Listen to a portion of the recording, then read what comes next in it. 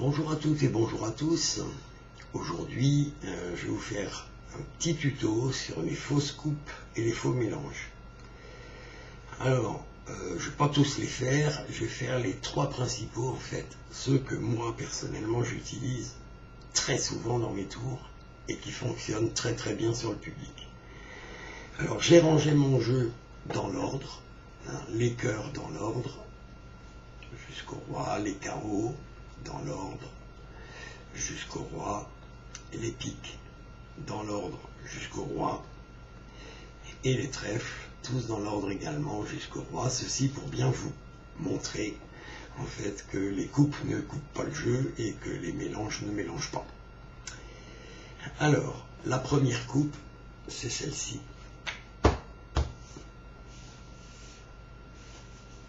Je vous la refais.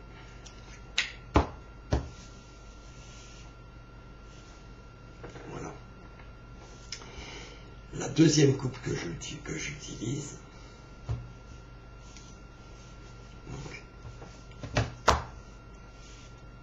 c'est celle-ci.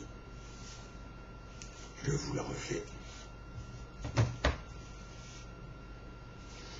Et maintenant, je vais quand même vous montrer que, effectivement, l'ordre des cartes n'a absolument pas changé. Elles sont toujours bien rangées.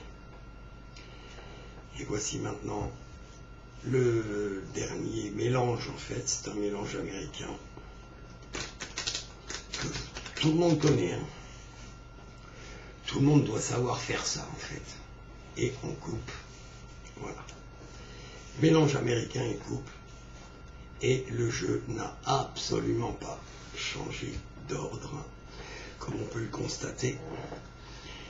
Les piques sont toujours dans l'ordre jusqu'au roi, et les trèfles toujours dans l'ordre également jusqu'au roi. Et de l'autre côté, les rouges, toujours dans l'ordre jusqu'au roi.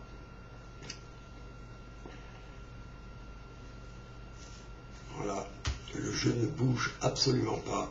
Et ça, c'est très très très utile, surtout quand vous faites des tours où vous utilisez un chapelet, c'est-à-dire un jeu de cartes rangé pour vous souvenir où sont les cartes dans le jeu.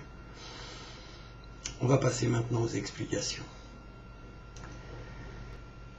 Bien, alors on se retrouve maintenant pour les explications de ces fausses coupes et faux mélanges. Donc, le jeu toujours rangé dans l'ordre, les cœurs, les carreaux jusqu'au roi, et les piques et les trèfles dans l'ordre également jusqu'au roi.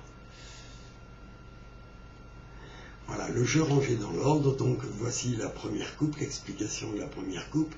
C'est une fausse coupe au pivot en fait. Donc on tient les cartes en position de la donne. Alors quand on tient les cartes comme ça, on dit qu'on est en position de la donne. Donc le pouce sur la grande tranche gauche des cartes, le pouce gauche sur la grande tranche gauche des cartes. Trois doigts, alors auriculaire, annulaire et majeur, sur la tranche droite des cartes, et l'index devant les cartes. On vient alors en position biddle décalée. Alors je dis biddle décalée parce que c'est la position, c'est celle-ci, et elle est décalée parce que le biddle en fait c'est cette position-là. On vient avec le pouce au milieu de la petite tranche derrière et avec majeur et annulaire au milieu de la petite tranche de devant pour prendre le jeu ou un paquet de cartes. Et là, on fait une position biddle décalée. Alors, le pouce dans le coin droit et majeur et index en haut sur le coin. Alors, le majeur prend tout le jeu et l'index va juste venir soulever un paquet pour le passer en main gauche. La main gauche récupère ce paquet en position de la donne. Ensuite, la main gauche vient frapper contre la tranche des cartes. On laisse tomber le paquet par terre, enfin sur le tapis, et on repositionne le paquet qu'on avait en main gauche au-dessus du tas, volontairement décalé pour bien marquer la coupe dans l'esprit du spectateur, et on égalise. Alors, je la refais. position middle décalée. Donc on prend tout le jeu de cartes, on fait une coupe pivot. On vient taper les cartes, on laisse tomber sur le tapis le premier tas, et on laisse tomber le deuxième tas, décalé, et on égalise. À vitesse normale, et on égalise. Voilà, ça c'était pour la première coupe. La coupe pivot, donc la fausse coupe pivot. Maintenant, la triple coupe sur table. Alors là, c'est un petit peu plus compliqué, il y a un petit peu plus de manipulation à faire. Mais vous verrez que si vous vous entraînez ne serait-ce qu'une petite heure, vous arriverez à la faire assez facilement. On vient avec la main gauche, entre pouce et majeur, on prend tout le paquet de cartes. On prend vraiment tout le paquet de cartes. Alors pas trop au bout, bon, pas au milieu non plus, mais voilà, on prend tout le paquet de cartes. Ici, avec la main droite, on va faire exactement la même chose, sauf que on va juste prendre, comme on va soulever un petit peu ici avec la main gauche, on va juste prendre un petit paquet du dessous, entre pouce et majeur, et on tire ce paquet vers la droite. Ensuite, on repasse par-dessus le paquet, pour venir prendre cette fois-ci entre le pouce et l'auriculaire. Et on tire le paquet du milieu. Alors, en faisant ce geste, en écartant les deux tas en fait qui nous restent en main, on lâche le paquet qui est au-dessus ici.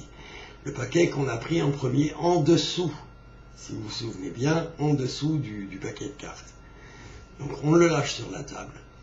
On vient remettre le paquet qu'on a en main gauche dessus. Et on pose en dernier le paquet qu'on avait pris au-dessus du tas. Donc forcément, l'ordre des cartes n'a pas changé. Alors je vais la refaire pour bien vous montrer. Donc, on vient prendre les cartes entre le pouce, le majeur. Ici aussi le pouce, le majeur, mais on ne prend qu'un petit tas en dessous. On revient par-dessus pour prendre avec l'annulaire. En même temps, on lâche le paquet. On pose le paquet qu'on a en main gauche et on pose le paquet qu'on a en main droite et on égalise. Et là, on a une triple fausse coupe, voilà, sur table et qui marche très très bien, vous voyez. Là, l'ordre des cartes n'a absolument pas changé. Je la refais parce qu'elle est assez compliquée, donc je vous la remontre. La main droite tire un paquet d'en dessous, repasse par-dessus, tire un paquet avec l'annulaire, en même temps on lâche le paquet, on remonte le paquet qu'on a en main gauche dessus, et le paquet qu'on a en main droite dessus, et on égalise. Et la fausse coupe est réalisée. Et je peux vous garantir que ces deux coupes, que ce soit la coupe pivot ou la triple fausse coupe, fonctionnent très très bien sur le public. On ne m'a jamais dit tiens, t'as pas coupé le jeu. Donc ce sont deux coupes que vous pouvez adopter quand vous avez besoin de garder l'ordre des cartes, soit que vous avez fait une préparation sur le haut du jeu ou sur le dessous du jeu. Quand vous avez un jeu préparé et que vous voulez quand même couper les cartes, ça c'est deux coupes qui fonctionnent à merveille. Bien, alors en ce qui concerne l'explication du faux mélange à l'américaine et de la coupe qui suit, je ne vais pas le faire tout de suite dans cette vidéo, je vais attendre que vous veniez commenter et que vous likiez la vidéo. Je pense qu'à partir de 50 commentaires et 50 demandes d'explication pour ce faux mélange, je ferai la vidéo explicative de ce faux mélange à l'américaine. Alors, ameutez vos copains, likez, commentez, et je ferai la vidéo.